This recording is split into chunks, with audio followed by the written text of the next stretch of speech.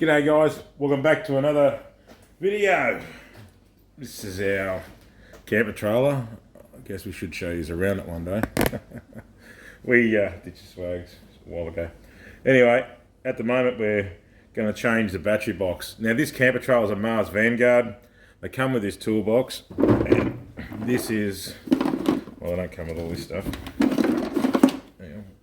They come with these plastic battery boxes that are got to be the most basic, cheapest idea you ever conceive for a battery box.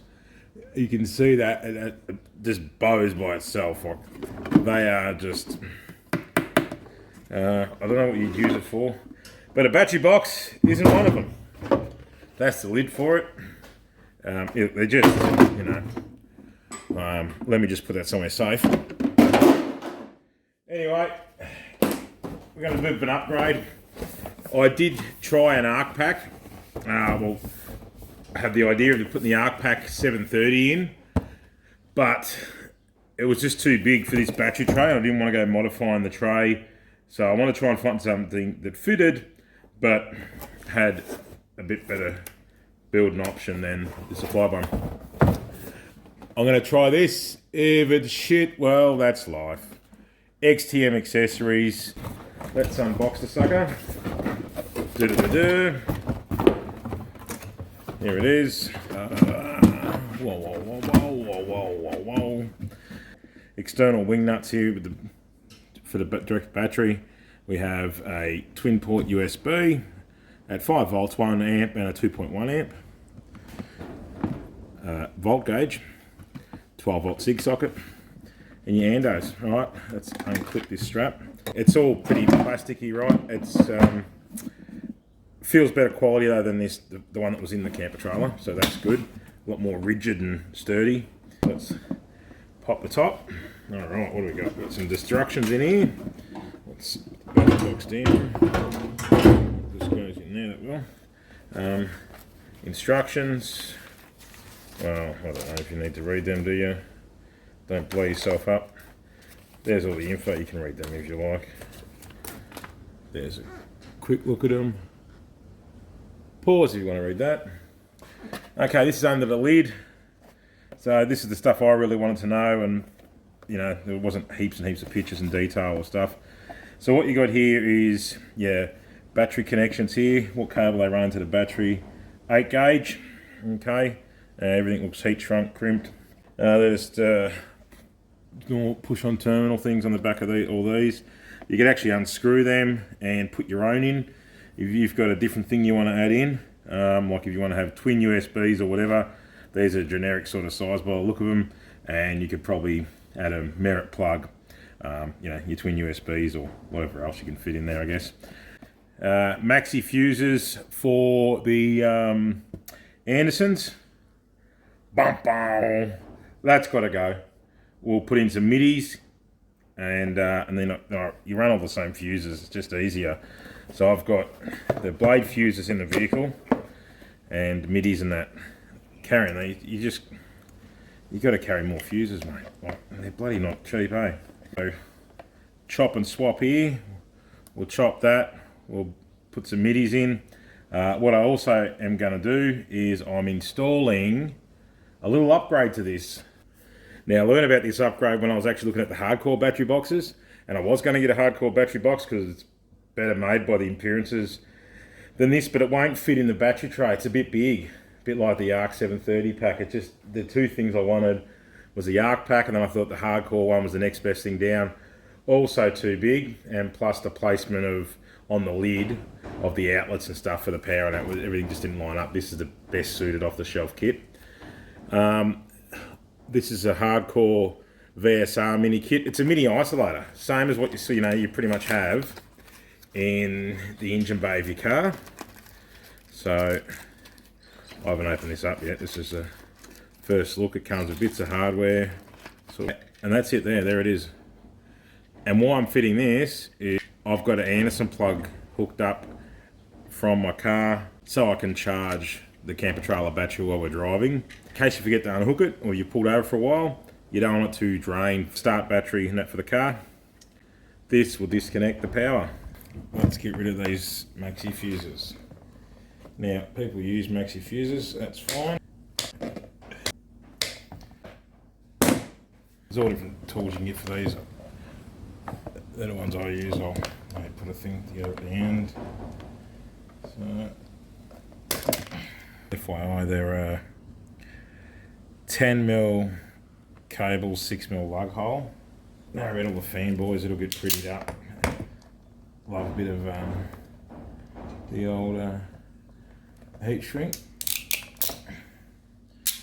For crimping, using me Nava crimps. I like these because you can change out the kit that comes with all different sizes. Yeah, does insulated, uninsulated, there's all different fittings you put in for whatever you're doing. So make sure your terminals are connected nice. Get you a bit of a closer look how they're going. So that's in there, good solid crimp. Make sure you give them a good tug test too, make sure they don't come off. Alright, with the magic of editing, they're done. So now we'll just heat shrink the bad boys and take the next step. I've got pliers there because heat shrinking with the flame and I would burn me little mitts.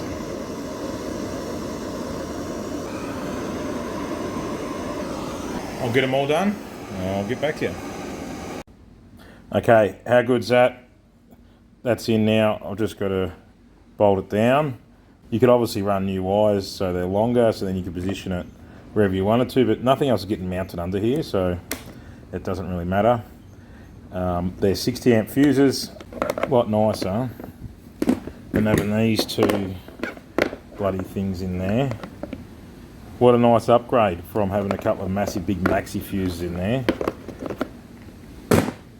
One nice little midi fuse holder, like all the other fuses from the aftermarket stuff in my car, midi fuses.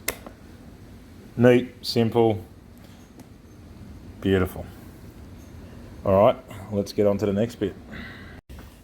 Okay, so it's all fully secured down.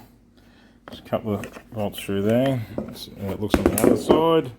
Alright, so where we're up to now is I've ran this cable through and put a couple of holes in to mount the VSR. I'm going to put that on top. I was going to put it underneath, but I think the clearance could be a bit of an issue because I wanted to put it here. I didn't want to put it down through there at either end because it gets a bit tight. It's going to be back near the edge of the toolbox, towards the inner edge anyway. But that way I can keep an eye on the light.